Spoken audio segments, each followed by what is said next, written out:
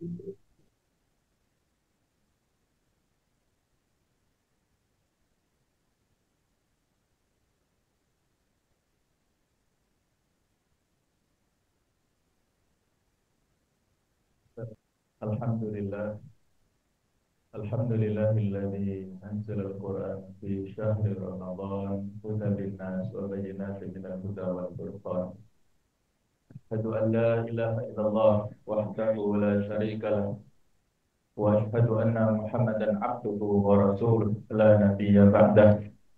Allahumma salli wa sallim ala sayyidina wa habibina wa maulana Muhammad wa ala alihi wa ashabihi wa man sar ala nahjihi wa da'a bi da'watihi ila yaumil qiyamah. Allahumma inna nas'aluka ilman nafi'a wa na'udzubika min ilmin la yanfa'. Subhanaka la ilma lana illa ma 'allamtana innaka antal alimul hakim wa tub 'alaina innaka antat tawwabur rahim. Rabbi shrah li sadri wa yassir li amri wahlul 'uqdatam min lisani yafqahu qawli, amma ba'du. Alhamdulillah kita bisa berkumpul di majelis ini walaupun cuaca hujan, tetapi tidak menghalangi kita untuk hadir di tempat ini. Para ulama mengatakan al-jaza'u min jinsil amal. Pahala itu berbanding dengan amalan. Semakin berat amalan kita lakukan, maka semakin banyak pahalanya. Semakin kita mengeluarkan energi, semangat, dan segala kebutuhan, maka semakin banyak pahala yang kita dapatkan. Insya Allah, semua yang kita alokasikan tidak sia-sia. Apakah berupa waktu, tenaga, pikiran, turahan, energi yang lainnya tidak akan sia-sia. Khususnya di bulan Ramadan, bulan yang penuh dengan rahmat, kasih sayang, maghfirah, dan itqu minan nar dari Allah Subhanahu wa taala. Judul materi pada kesempatan ini, bersama Ramadan siap menyongsong perubahan menjadi lebih baik.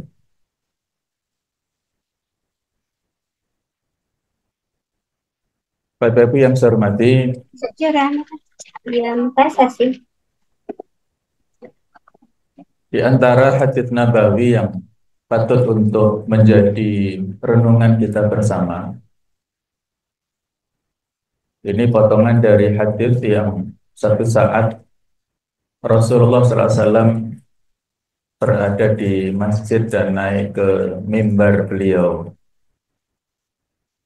Mimbar beliau ini ada 3 trap atau 3 tangga. Dan setiap kali beliau menapaki tangga, mengatakan kata-kata amin. Tangga kedua beliau katakan amin sampai tangga yang ketiga. Nah, rupanya inilah yang kemudian ditanyakan oleh para sahabat saat itu. Ada apa ya Rasulullah? Kenapa setiap kali Anda menapaki tangga mengatakan kata-kata amin? Maka beliau menyampaikan bahwa ketahuilah, Jibril menyampaikan 3 kalimat. Dan aku diperintahkan setiap kali menyebutkan 1 kalimat, aku diperintahkan untuk menyebutkan kata-kata amin.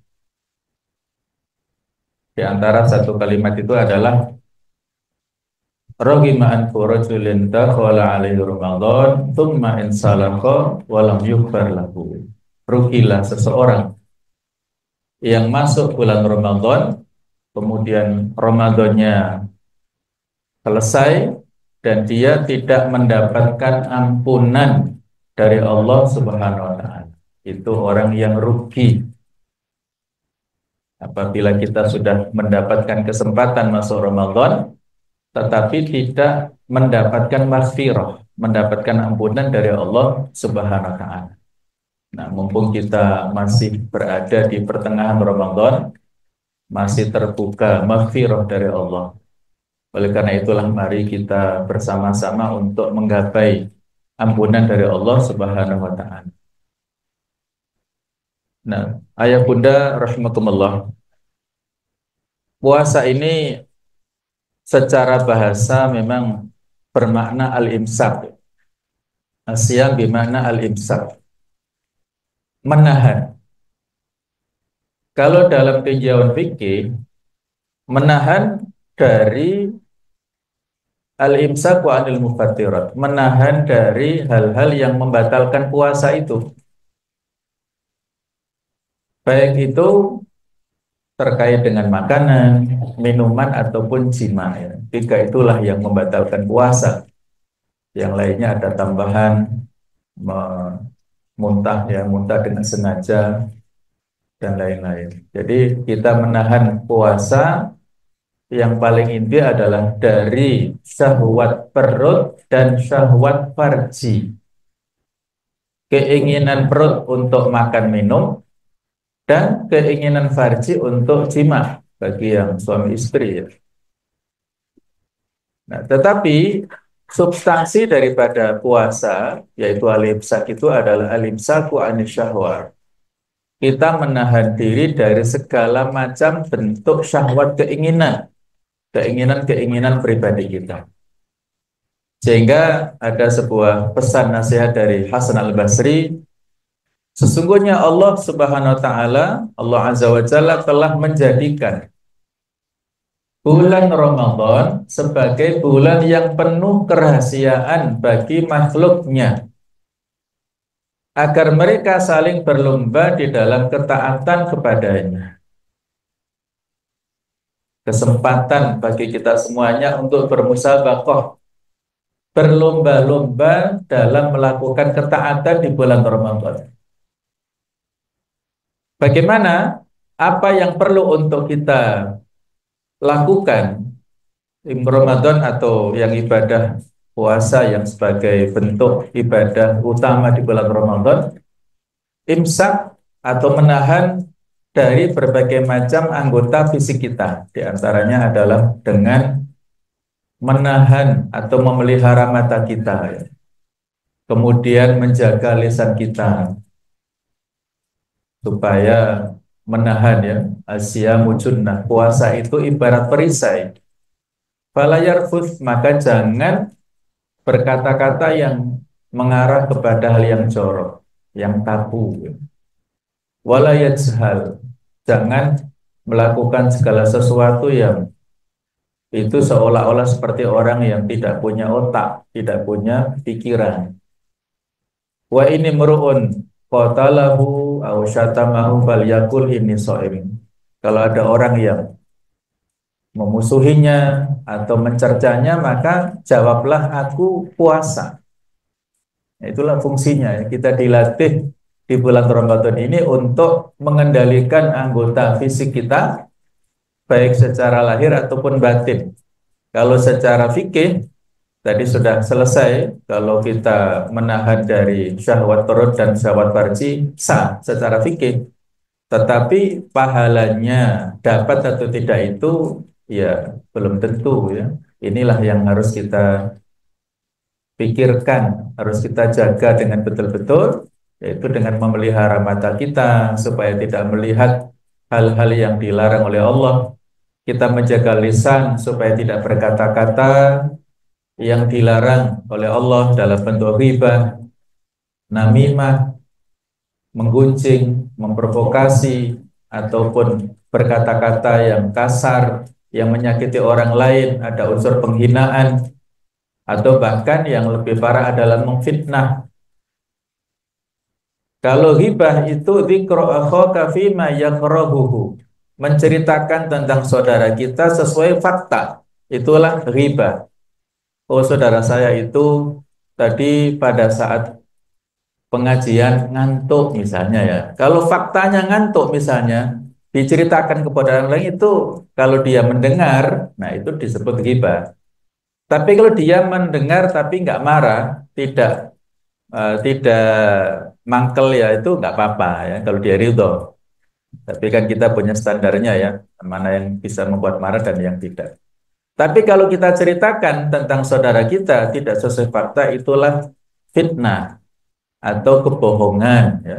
Kita ceritakan tentang saudara kita, kawan kita, bahwasanya dia melakukan perilaku yang seperti ini, tetapi ternyata tidak. Ketika dikonfrontasi, dicek kepada saksi-saksi, oh enggak, dia enggak melakukan yang seperti itu.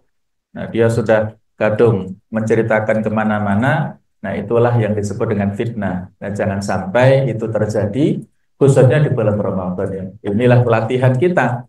Bukan berarti di luar Ramadan boleh, bukan. Tapi Ramadan ini sebagai madrasah atau sebagai sekolah, sebagai bentuk sarana latihan kita. Kalau kita di Ramadan bisa menahan, maka mudah-mudahan di luar Ramadan juga bisa.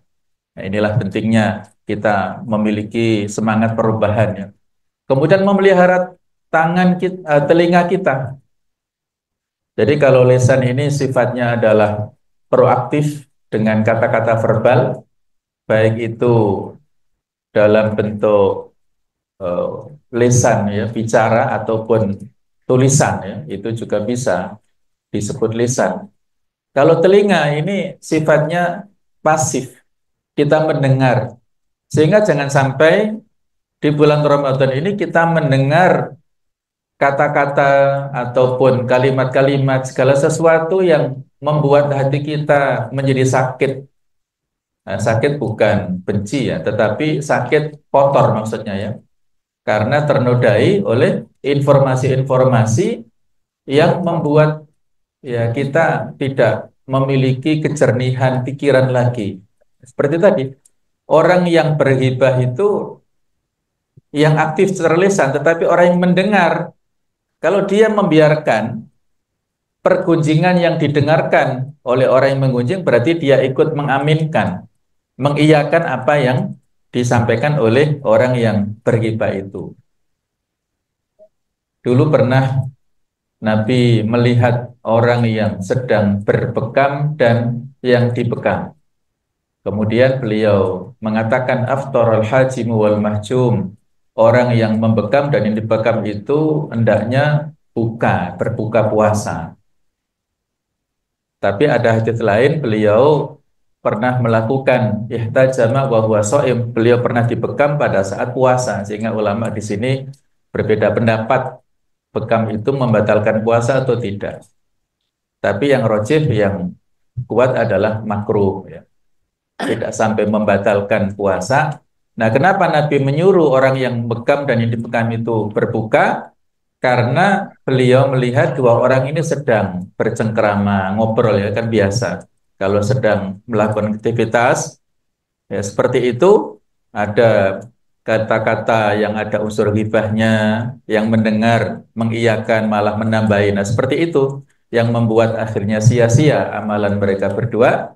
Nah, daripada capek-capek menahan ya, menahan lapar, menahan dahaga, nggak ada pahalanya, dua orang ini disuruh untuk membatalkan saja. Nah, itulah dasar bahasanya kadang-kadang kalau kita tidak bisa menahan lisan kita, telinga kita dari hal-hal yang tidak benar atau hal-hal yang salah, yang buruk itu bisa menghalangi atau bisa menjadikan orang pahalanya sia-sia.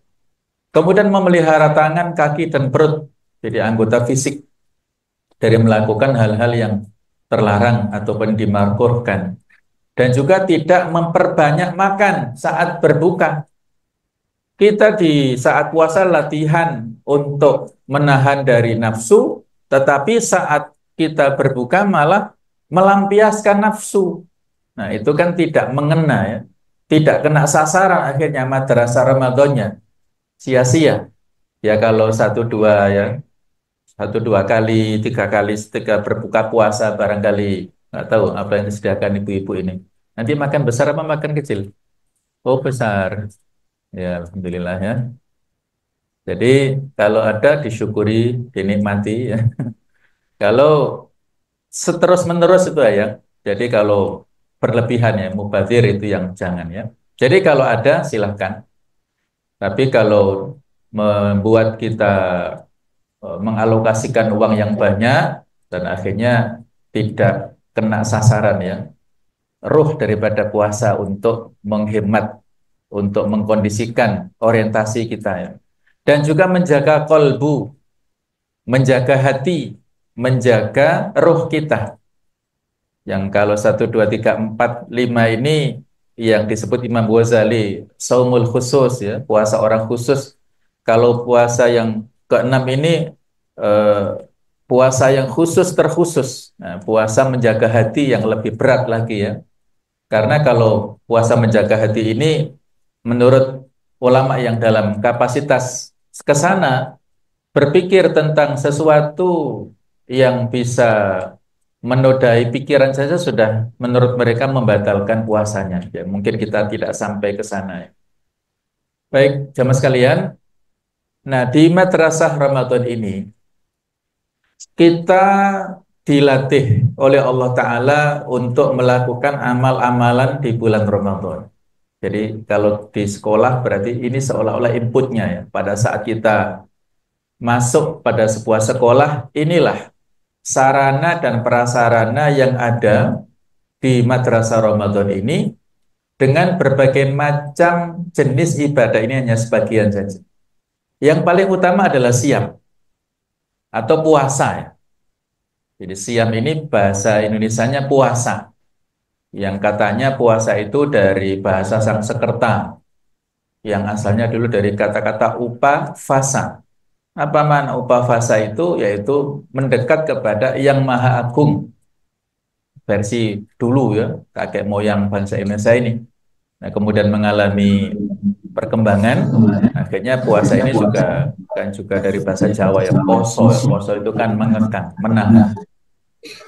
Jadi inilah amalan yang terpenting, puasa menahan dari berbagai macam yang membatalkan puasa tersebut, itu berupa makanan, minuman, dan jima itu. Ini kita upayakan lebih berkualitas dari yang sebelum-sebelumnya. Amalan berikutnya yaitu dengan tilawah Al-Quran. Khatam Al-Quran ya, maksudnya khatam tilawah. Walaupun para ulama dulu sudah hafal Al-Quran, tetapi kalau bulan Ramadan itu membaca di mushafnya masing-masing. Jadi kita membaca Al-Quran di mushaf itu lebih utama daripada di aplikasi ya, atau di handphone. Jadi kita lebih utama di mushaf. Kecuali kalau kita darurat, ya misalnya batal, kita malas berwudu boleh ya. Itu di handphone aplikasi itu bukan mushaf, sehingga masih boleh. Ataupun bagi ibu-ibu ngapunten ya, yang berhalangan, ya bagi yang masih produktif berhalangan, tidak boleh sholat, tidak boleh puasa, supaya tidak jauh dengan Al-Quran, maka sebagian ulama, dan saya juga setuju, untuk boleh berinteraksi membaca Al-Quran lewat aplikasi di handphonenya itu. Jadi handphone ini bukan mushaf, beda ya. Memegang mushaf itu perlu kita suci dari hadas kecil, hadas besar. Itu pun para ulama membedakan, itu mushaf yang murni. Kalau mushaf yang mutarjam, yang ada artinya, berarti kan komposisinya separuh-separuh. Itu masih diperbolehkan. Apalagi kalau kitab-kitab tafsir, ya, kata-kata syarah di dalam Al-Quran, yang itu ada di cetakan-cetakan juga boleh. Nah, itu dalam hal fikih ya, ada perbedaan. Jadi intinya di sini kita khatam tilawah Al-Quran. Monggo silahkan. Apakah kita targetkan khatam 1 kali minimal? Apakah khatam 2 kali? Kalau Ramadan yang lalu bisa kita khatamkan 2 kali, monggo kita punya keinginan supaya di bulan ini khatam lebih dari 2. Itu keinginan yang lebih baik ya. Kalau para ulama kita dulu luar biasa ya, kita susah untuk mengejarnya. Imam Syafi'i rahimahullah, beliau itu kalau di luar Ramadan khatam tilawah Al-Quran selama 1 bulan 30 kali. 1 hari 1 malam itu khatam satu kali ya. Jadi maksudnya dan seringnya beliau membacanya dalam sholat. Tetapi kalau di dalam Ramadan, siang, pagi sampai sore itu satu kali khatam, malam satu kali khatam. Sehingga satu hari satu malam dua kali, kali 30 berarti 60 kali. Insya Allah. Itu di luar nalar kita lah ya. Kalau yang lainnya satu kali dalam sehari semalam ya. Ada yang 7 hari, ada yang 3 hari. Nah itulah mereka memperbanyak khatam tilawah Al-Quran. Kemudian yang ketiga adalah sholat tarawih maupun qiyam Ramadan.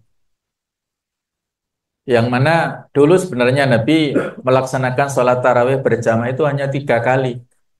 Beliau menemukan Ramadan itu 9 kali, tetapi beliau hanya sholat tarawih secara berjamaah 3 kali saja. Dalam satu malam beliau keluar rumah, datang ke masjid pada malam ke-23.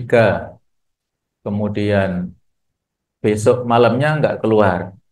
Baru kemudian lusanya malamnya beliau masuk ke masjid, sholat bersama para sahabat pada malam ke-25.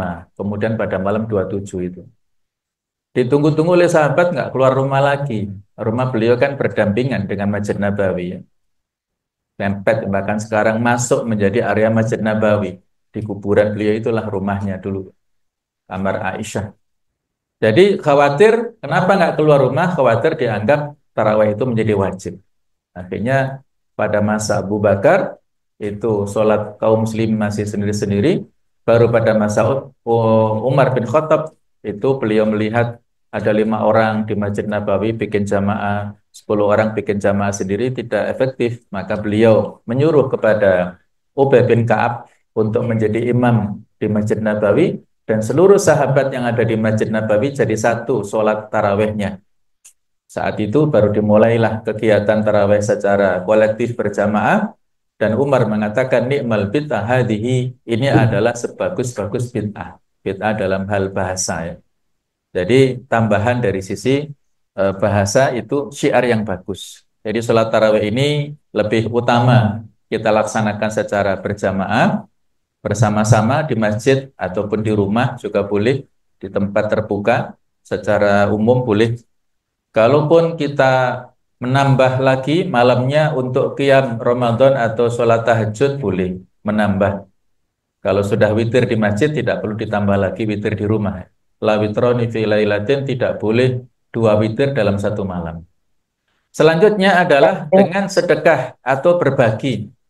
Apapun yang bisa kita alokasikan untuk berbagi kepada tetangga, kepada masyarakat, dengan uang juga boleh, titip masjid, titip madrasah, titip sekolah, titip yayasan, boleh silahkan.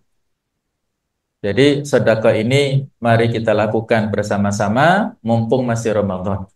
Kemudian memperbanyak doa. Doa ini mustajab, waktunya terserah. Apakah siang ataukah malam? Yang paling utama sepertiga malam tetap ya.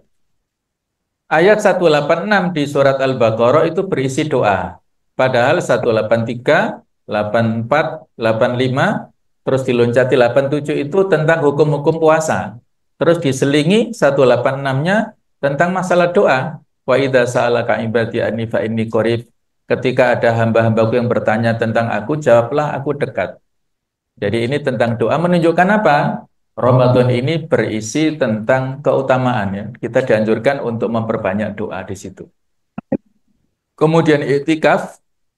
Iktikaf ini syaratnya 2, yaitu berdiam diri di masjid dan kita meniat ya, memiliki niat dulu kemudian berdiam diri di masjid. Nah, masjid ini pembicaraannya luas ya. Masjid yang sekiranya di situ dilaksanakan 5 sholat berjamaah 5 waktu, kemudian di situ dilakukan sholat Jumat yang disebut dengan Masjid Jami. Jadi Masjid Jami itu istilah masjid yang dilakukan di situ sholat Jumatan. Bukan yang berarti besar disebut Masjid Jami, ada lagi Masjid Agung, Jami, double-double ya. Jadi Masjid Jami itu masjid yang di situ dilakukan sholat Jumatan. Kalau masjid yang tidak dilakukan di situ Jumatan ya masjid biasa. Istilah musola itu tempat yang dipakai sholat secara terbuka. Biasanya untuk sholat Idul Fitri, Idul Adha. Kalau pada zaman Nabi nggak ada istilah musola, surau, langgar itu nggak ada. Kalau di kita saja yang ada saat ini ya, untuk membedakan antara dilakukan Jumatan atau tidak.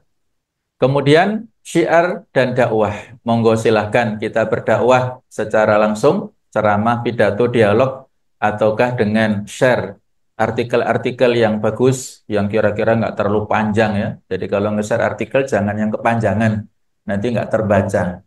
Tapi dicek dulu ya, dibaca dulu, jangan langsung di-share. Ternyata isinya nanti hadisnya maudhu, hadisnya palsu. Nah, kita ikut menyebarkan yang maudhu palsu ini bahaya. Ya, jadi kalau mau nge-share artikel, dicek dulu kebenaran validasi dari isinya. Jangan sampai kita menyebarkan berita bohong mengatasnamakan Nabi, itu berat. Man kadzaba alayya muta'ammidan falyatabawa maq'adahu minan nar. Siapa yang berdusta atas nama Nabi dengan sengaja, bersiaplah menempati tempat duduknya di neraka, itu kan berat. Orang boleh menyebarkan hadis maudhu dengan menyebutkan kepalsuannya. Sebagaimana dalam hadis palsu, mosok bisa ya, pidato kultum dengan hadis palsu disampaikan vulgar gitu ya, sungkan sendirilah ya. Hadis yang sahih masih banyak. Kenapa harus dalil dengan hadis palsu? Jadi harus hati-hati dalam hal menyebarkan. Nah, berikutnya jamaah sekalian, mari kita menjadi pribadi yang lebih baik dengan madrasah Ramadan ini. Kita mumpung mesti dipertemukan di Ramadan tahun ini. Belum tentu kita diperkenankan bertemu di Ramadan akan datang. Jadi ini kesempatan yang sangat langka, kesempatan bagi kita untuk berada di bulan Ramadan, Sayyidus Syuhur ya, maka harus kita manfaatkan. Nah, bagaimana cara kita, ini inti materi di sini ya, di slide ini. Jadi madrasah Ramadan ini membentuk perubahan pribadi kita, keluarga kita, ataupun masyarakat kita. Ini salah ketik ya, bukan input ya, tapi output ya. Mohon maaf. Kopasnya tadi enggak saya edit lagi ya. Jadi ini yang benar adalah outputnya.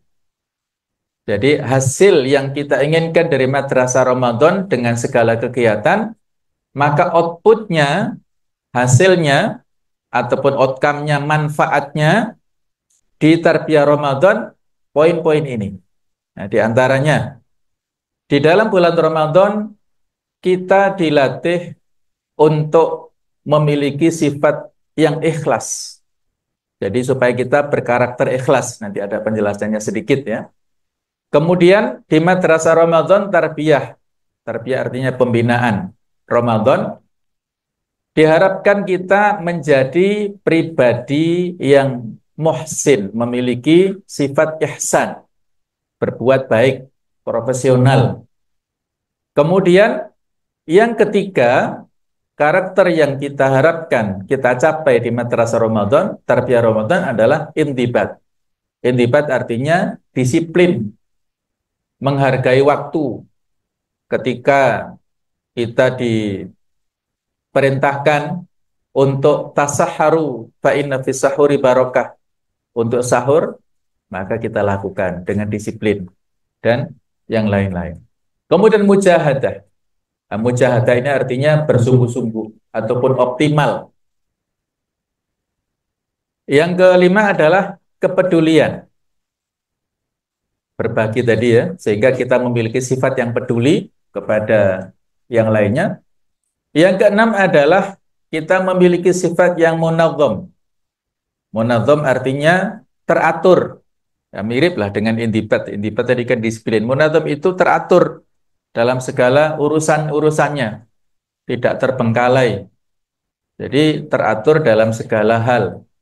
Kemudian yang ketujuh adalah sabar dan tangguh. Nah, inilah harapan kita keluar dari madrasah Ramadan, lulus dengan membawa minimal 7 karakter. 7 karakter ini diadopsi dari pakar ya, pakar di bidang manajemen waktu. Saya nggak hafal bahasa Inggrisnya ya. Jadi 7 ini diadopsi dari orang-orang yang sudah pakar di bidang manajemen waktu, yang ternyata ada sisi-sisi nilai yang bisa kita adopsi dari Madrasah Ramadan ini. Nah, kita akan bahas satu persatu ini. Madrasah Ramadan ini menjadikan diri kita itu menjadi orang yang mukhlis, orang yang ikhlas. Dari mana itu bisa kita ambil ya, pelajaran itu, yaitu dari hadits Nabawi yang sudah sering sekali kita dengarkan. Ya, di antaranya ini adalah hadis qudsi ya. Di antara potongan hadis yang agak panjang, kemudian potongannya ini, kullu amali bani Adam lahu. Setiap amalan manusia miliknya, illa shaum, kecuali puasa. Fa innahu li wa ana ajzi bihi. Maka sesungguhnya puasa itu adalah milikku dan akulah yang membalasnya, yang memberikan balasan kepadanya. Wala khulufu fami shaim atyabu indallah min rihil misk. Sesungguhnya bau mulut orang yang puasa itu lebih harum di sisi Allah Ta'ala daripada minyak kasturi. Ini bisa dimaknai di surga nanti, ataupun di sini ya, kalau kita tidak nampak ya, di sini di sisi Allah Ta'ala lebih harum. Jadi ada kalimat yang ada di sini ya, fa innahu li wa ana ajzi bi. Hadits lain mengatakan fa innahu yatruku ta'amahu wa syarabahu wa syahwatahu min ajli. Orang yang puasa itu meninggalkan makan minumnya dan syahwatnya untuk mengharap pahala dari Allah. Jadi kita dilatih untuk memiliki keikhlasan. Imam Al-Qurtubi menafsiri hadis seperti ini dengan mengatakan, kenapa puasa itu merupakan amal spesial ya, merupakan amal yang spesial khusus bagi Allah. Allah yang memberikan balasan kepada orang ini. Karena alasan pertama tadi, orang ini melakukan segala sesuatu adalah min ajli, ikhlas karena Allah Ta'ala.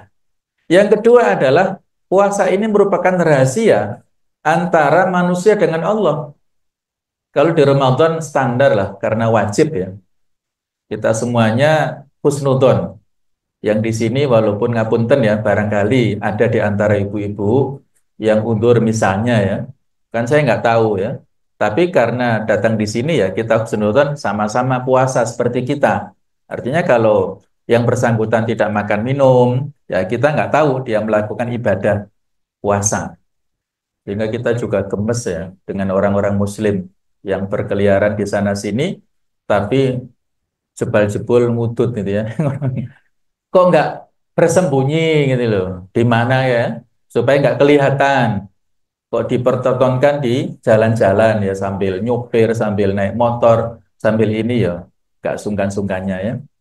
Jadi itu berarti sudah kenemenan ya. Jadi kita dilatih untuk menjadi pribadi yang ikhlas di dalam hal ini, di bulan Ramadan ini ya. Dan jemaah sekalian, ikhlas ini merupakan pelajaran yang paling inti ya. Ada salah seorang ulama, Yahya ibn Abi Katsir, mengatakan, ta'allamun niyah fa innaha ablahu minal amal. Pelajarilah niat, karena lebih dahsyat daripada amalan. Maka Imam Nawawi biasanya menyebut dalam kitab-kitabnya, di Riyadhus Shalihin, di Arba'in Nawawi, hadis tentang niat itu di bab-bab pertama. Nah, supaya kita lurus dulu niatnya untuk melakukan segala sesuatu. Kemudian Ibnu Qayyim mengatakan, al-amalu bi ghairi ikhlas wala iqtida kal musafir yamla'u jarabahu ramlan bi izkiluhu wala yanfa'uhu.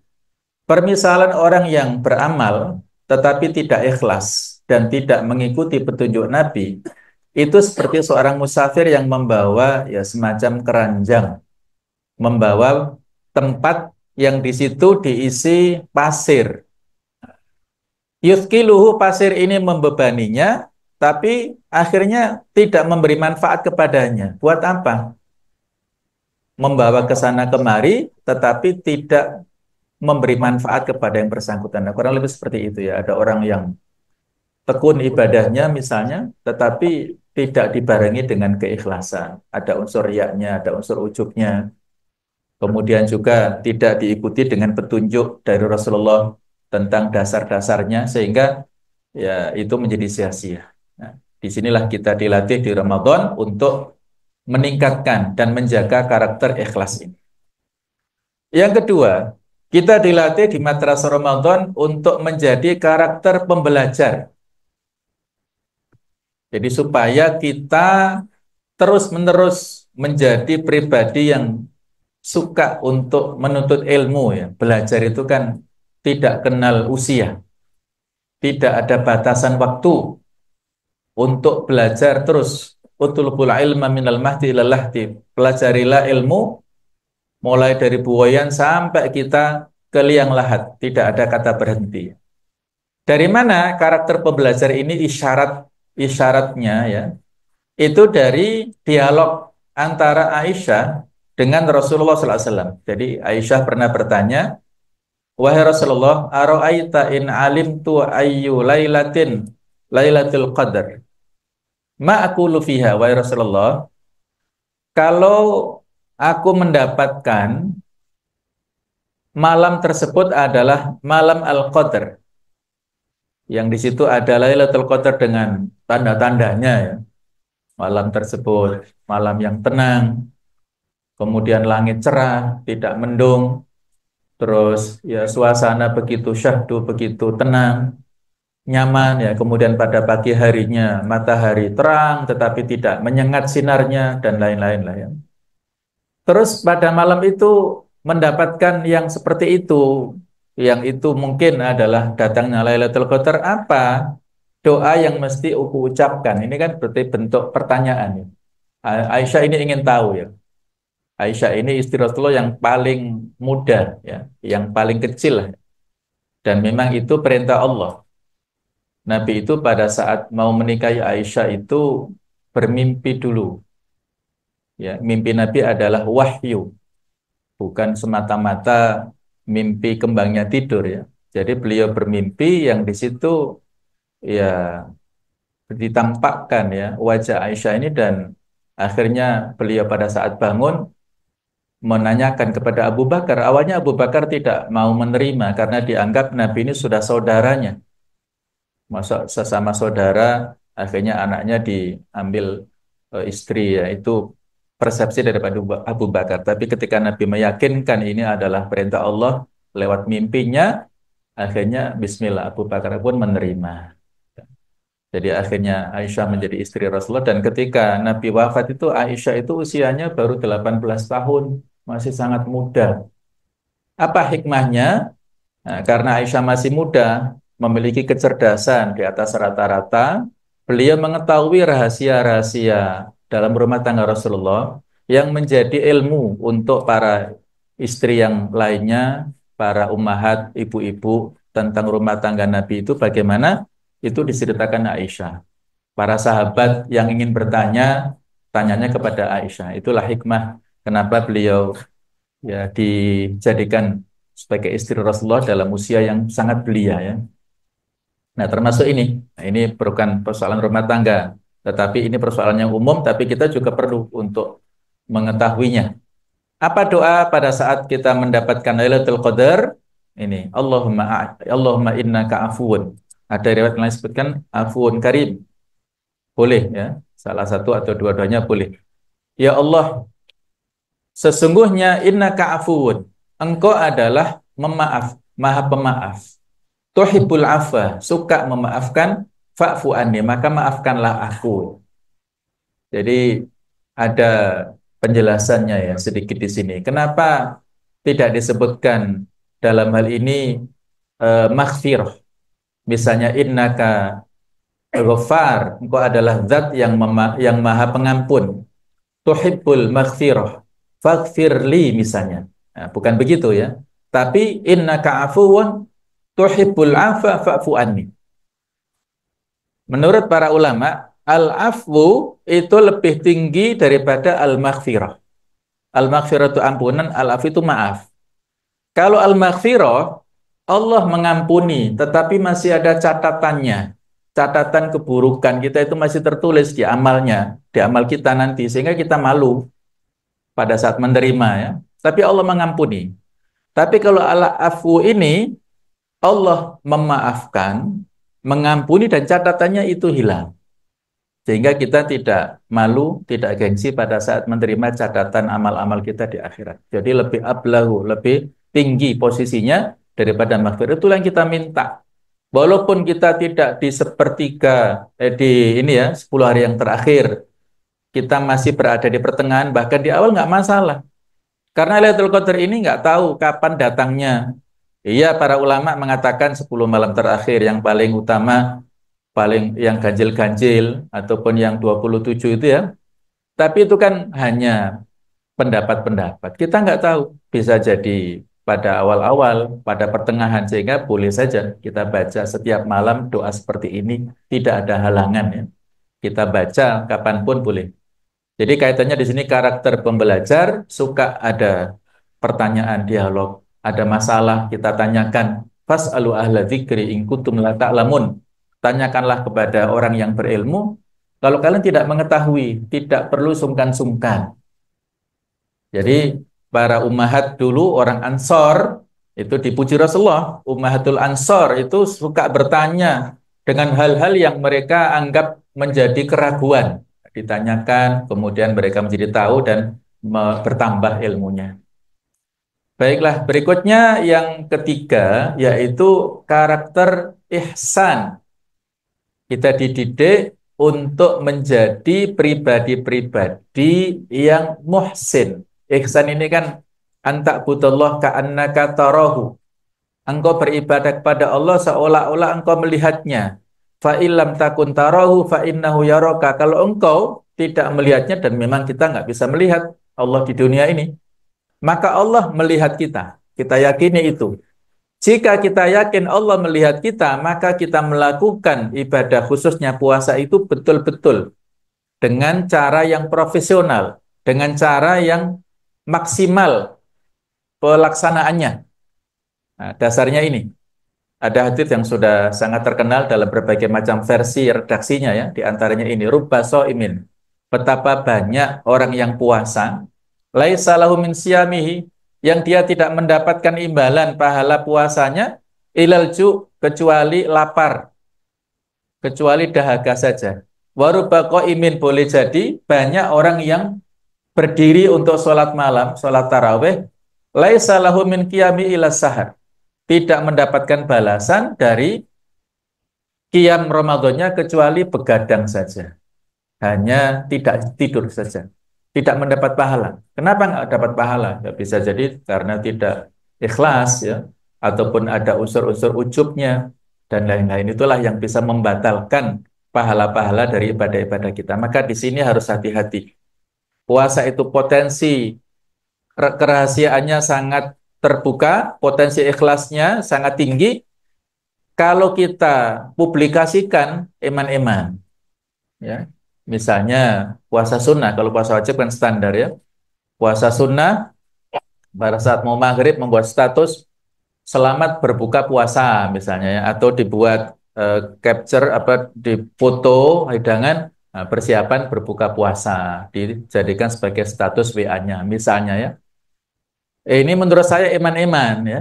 Eman-eman puasanya sudah dilakukan seharian, kemudian dipublikasikan lewat media sosial pribadinya atau yang lainnya itu.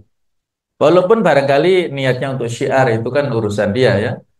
Apakah betul untuk syiar ataukah untuk yang lainnya ya. Tapi yang jelas hal-hal yang mengarah kepada sesuatu yang membuat niat kita tidak lurus, tidak bersih itu sebisa mungkin diminimalisir ataupun dihilangkan. Nah, jadi inilah karakter ihsan, kita jaga pahala yang sudah dijanjikan untuk orang yang puasa ini dijaga sebaik-baiknya. Inilah karakter ihsan. Kemudian yang keempat, karakter disiplin. Jadi tasaharu fa inna fis sahuri barokah. Sahur inilah yang membedakan antara tradisi orang-orang yang dahulu, yang mereka juga punya tradisi puasa, dengan perintah puasa pada zaman umat Nabi Muhammad ini. Kalau zaman dahulu biasa puasa wisol, puasa nyambung, Kalau kita nggak boleh wisol, tidak ada puasa wisol, nyambung, tidak pakai berbuka, tidak pakai sahur itu. Itu khusus hanya Nabi saja. Karena Nabi yang punya kekuatan, Allah memberi makan minum. Kalau kita nggak boleh. Kalau kita, ya batasnya subuh sampai maghrib itu. Sudah. Jadi pada saat subuh, walaupun kita sahur, seteguk air, satu biji kurma, roti, kalau niatnya sahur itu sudah sah. Kalau biasa makan nasi, makan berat, monggo silahkan ya. Tapi kadang-kadang kan ada yang nggak biasa. Jadi dalam sahur itu ada keberkahan. La yazalun nas bi khair ma'ajalul fitr. Orang-orang senantiasa berada dalam kebaikan selama mereka menyegerakan berbuka. Jadi kata-kata takjil dari sini ya. Dalilnya itu. Ajala yu'ajilu takjilan. Ajalu, yang mereka mensegerakan. Mensegerakan berbuka. Selama sudah dipastikan masuk maghrib ya. Kan biasanya jadwal imsakiyah itu berbeda. Imsakiyah yang dicetak oleh perusahaan ini, masjid ini, dengan itu beda. Ada yang bedanya 2 menit, 3 menit, bahkan ada yang beda 5 menit.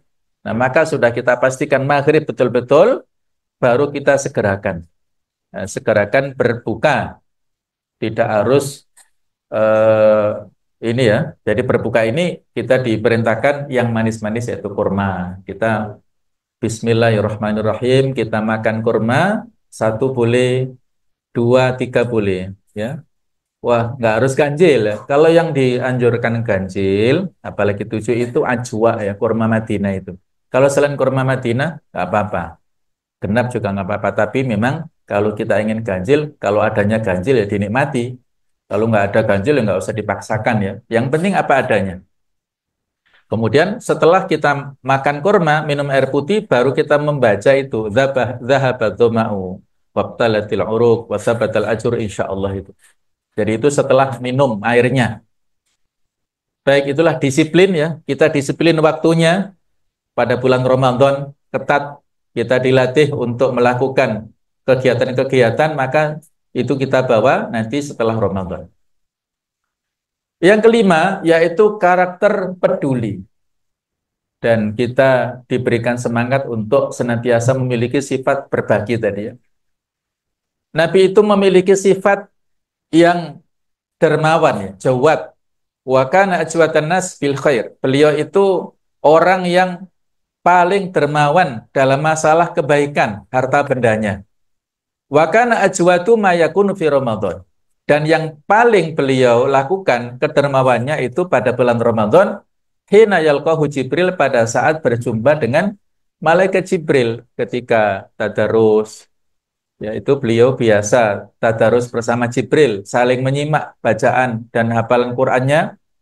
Nah, kemudian beliau memiliki kepedulian untuk berinfak sodakoh kepada siapapun. Ya, beliau bahkan lebih sodakohnya itu lebih kencang daripada berlalunya atau berjalannya angin.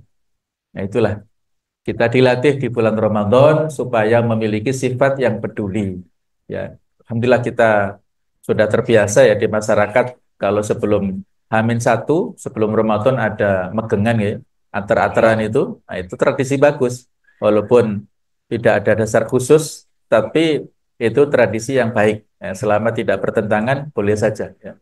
Kemudian ada saling berbagi, mungkin ada masjid musola yang dijadwal bergantian memberi makan minum untuk takjil atau untuk yang tadarusan, itu hal yang baik.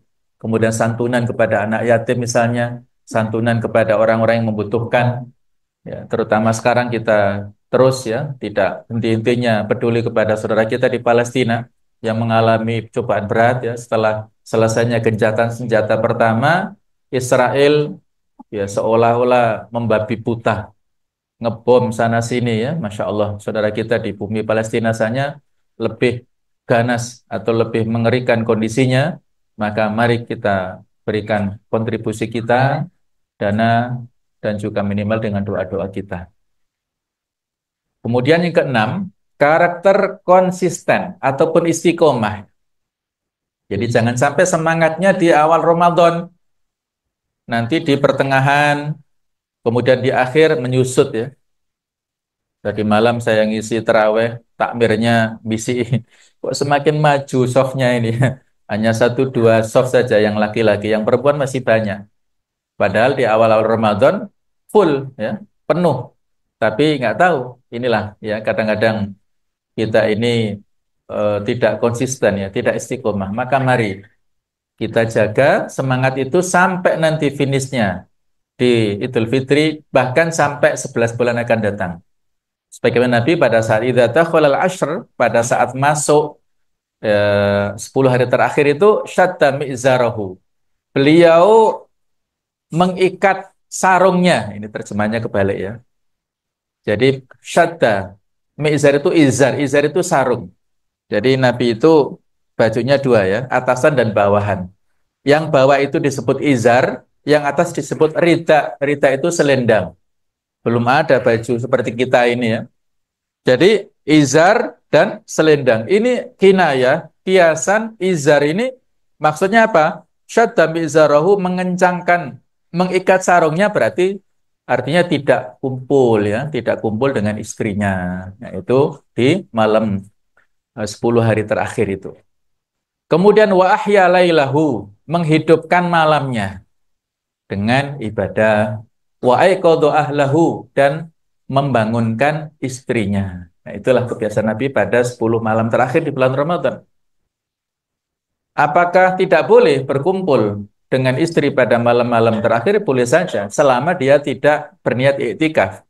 Kalau dia niat iktikaf 10 hari full di bulan Ramadan, maka nggak boleh diganggu dengan yang lain-lain. Kalau mau syahwatnya pada malam itu, maka dibatalkan dulu iktikafnya.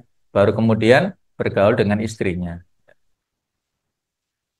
Eh, Itulah konsisten kita ya, karakter konsisten istiqomah. Ini berat memang ya, tetapi insya Allah dengan kebersamaan ya, dengan tekad yang bulat, Allah akan memberikan istiqomah pada kita semuanya insya Allah. Kemudian yang ketujuh, karakter sabar dan tangguh. Apa hubungannya dasar ini hadis dengan gambar ini ya? Ya dihubung-hubungkan lah ya, kan bisa saja. Liso imi farhatani. Orang yang puasa itu memiliki dua kegembiraan. Yafrahuhuma idza aftara fariha. Kegembiraan pertama adalah pada saat dia berbuka puasa. Farhatun idza fitri di hadis yang lainnya. Kegembiraan pada saat dia berbuka. Wa idza laqiya rabbahu fariha bisaumihi. Ketika dia berjumpa dengan Allah, dia bergembira dengan pahala puasanya. Jadi maksudnya di sini ya, dengan gambar ini kaitannya apa? Ketika kita punya target dan keinginan sesuatu, maka itulah yang akan menjadi motivasi, menggerakkan dan membuat kita memiliki kesabaran. Panjenengan jauh-jauh datang dari rumah ke sini pasti punya motivasi. Kalau motivasinya thalabul ilmi, alhamdulillah ya. Kalau belum, sekarang ditata niatnya ya. Nggak terlambat untuk mencari ilmu yang utama. Sedangkan ketemu anak itu bonusnya ya. Jangan dibalik ya. Walaupun juga boleh-boleh saja untuk menjalin silaturahim, sambung rasa dengan anak kita ya. Jadi kalau kita punya keinginan tertentu, itulah yang memberikan motivasi. Kenapa orang itu ya pada dini hari pergi ke pasar untuk jualan? Ada motivasi mendapatkan rezeki. Boleh, halal itu boleh. Tapi jangan dilupakan sholatnya. Jangan karena jualan sampai subuh, terus bablas sampai jam 6. Nah, akhirnya subuhnya hilang. Itu logikanya begini ya. Orang itu mencari rezeki tetapi meninggalkan pemilik rezeki. Nah, itu kalau orang mengejar rezeki dengan meninggalkan sholat, itu seperti tadi, dia mencari rezeki tetapi meninggalkan pemilik rezeki. Siapa yang memberi rezeki? Allah Ta'ala. Kenapa ditinggalkan nggak sholat? Padahal Allah yang memberikan rezeki kepada dia. Kenapa hanya sekedar dicari tapi tidak ditatangi pemiliknya? Itu kan salah alamat. Nah, orang ini ya yang walaupun dalam kondisi kakinya tidak sempurna, kaki pasangan, tapi dia punya motivasi ya. Mungkin ini sebuah perlombaan atau mungkin sebuah challenge, sebuah sayembara atau apa ini, nggak jelas gambarnya untuk apa ya. Tetapi yang jelas walaupun dalam keterbatasan dia punya motivasi untuk mendapatkan sesuatu, apakah berupa materi ataukah berupa popularitas atau apapun ya. Nah, kita dilatih di bulan Ramadan bukan untuk itu ya. Kita dilatih untuk mendapatkan liqa'i rabbi tadi ya. Kita bertemu dengan Allah dengan puasa ini. Karena tadi di antara tafsir puasa itu milik Allah dan Allah lah yang memberi balasan itu ada tafsir yang sangat bagus dari Sufyan ibn Uyainah bahwasanya ketika kita nanti di akhirat membawa beban kita masing-masing di hari kiamat. Ada orang yang memikul dosanya satu karung, ada yang membawa satu kresek, bahkan ada orang yang membawa dosanya satu kampung di bawah itu. Saking banyaknya dosanya. Maka dosa-dosa yang kita lakukan itulah dijejer begini, kemudian amal-amal baik satu demi satu menjadi kafarat penghapus dosa-dosa yang sudah kita lakukan. Ini dosa mendolimi atau ini dosa ini itu dihapus oleh kebaikan-kebaikan kita. Ketika dosanya masih tersisa banyak, kebaikan kita sudah habis, maka Allah memerintahkan kepada malaikat, coba ambilkan pahala puasanya. Nah, maka pahala puasa didatangkan dan mengcover menjadi kafarat untuk dosa-dosa yang masih tersisa banyak. Sehingga orang ini clear dosanya, habis semua oleh pahala puasa yang disimpan tadi, menghapus semua kesalahan, dan dia dipersilakan untuk masuk ke surga dari pintu Ar-Rayyan. Pintu khusus untuk ahlus siyam, untuk orang yang rajin puasa itu. Itulah as-saumuli wa ana ajzi bihi. Puasa itu milikku dan akulah yang memberikan balasan kepadanya. Maka Bapak Ibu sekalian ya, alhamdulillah kita dipertemukan dengan Ramadan, kita dilatih untuk puasa ini. Dan bukan hanya puasa yang wajib, kita kalau ingin masuk pintu Ar-Rayyan itu harus ditambah dengan puasa-puasa yang sunnah. Orang disebut rajin puasa itu kalau menunaikan yang sunnah-sunnah juga. Kalau menunaikan yang wajib saja kita tidak termasuk orang yang ahlus siyam ya. Baiklah, waktu yang sudah hampir mendekati ke maghrib ya. Kita percepat ya. Keistimewaan dan sifat yang menjadikan Ramadan sebagai awal perubahan hakiki dalam hidup. Kalau ahli dari sisi psikologis kejiwaan ya, ahli jiwa ini berkata, perubahan apapun harus diulang 6-21 kali. Karena akal batin bekerja sesuai dengan dua hal. Hal-hal yang jelas dan hal yang rutin dan berulang. Nah, bulan Ramadan ini, yang insya Allah kita akan melalui sekarang 30 hari ya, maksudnya insya Allah ya, walaupun nanti kita menunggu keputusan Kemenak. Jadi akan mengendalikan nafsu kita dari yang boleh, apalagi yang haram. Selama 30 hari kan melebihi ya, kan batasnya ini 21 hari ya. Kita sudah dilatih untuk 30 kali latihan. Latihan disiplin, latihan ikhlas, latihan ihsan, latihan untuk memiliki motivasi ini kan berulang-ulang. Insya Allah dengan pengulangan-pengulangan inilah kita akan memiliki sebuah ini ya, batasnya. Ini rumus perubahan 3M. Mulai dari yang kecil, mulai dari diri sendiri dan mulai dari sekarang. Jangan menunggu yang besar. Perubahan itu dari yang kecil, yang remeh-remeh, yang sepele-sepele. Kita sudah mengproklamirkan misalnya, wis pokoknya solusi-solusi ini tegaknya syariat-syariat itu penting. Tetapi syariat yang mana dulu? Sebelum kita bicara tentang sebuah pemerintahan yang islami, kita bicara yang kecil dulu. Apa yang kecil? Ya makan minum kita misalnya. Kita bicara, ada orang misalnya bicara syariat tetapi makan minumnya pakai tangan kiri misalnya. Ini kan nggak nyambung akhirnya. Dia bicara normatif tetapi faktanya dia mengingkari syariat itu sendiri. Nah, maka apa susahnya dengan tangan kanan? Nah, itu kan kecil ya. Mulai dari yang kecil, dari diri sendiri. Sekarang perubahan, nah ini awalnya butuh pemaksaan. Terpaksa karena kondisi. Anak-anak kita di sini terpaksa awalnya. Tapi karena sudah terus ya dipaksa akhirnya menjadi habit, menjadi kebiasaan. Ini kan butuh waktu tadi ya, 21 hari tadi. Menjadi kebiasaan.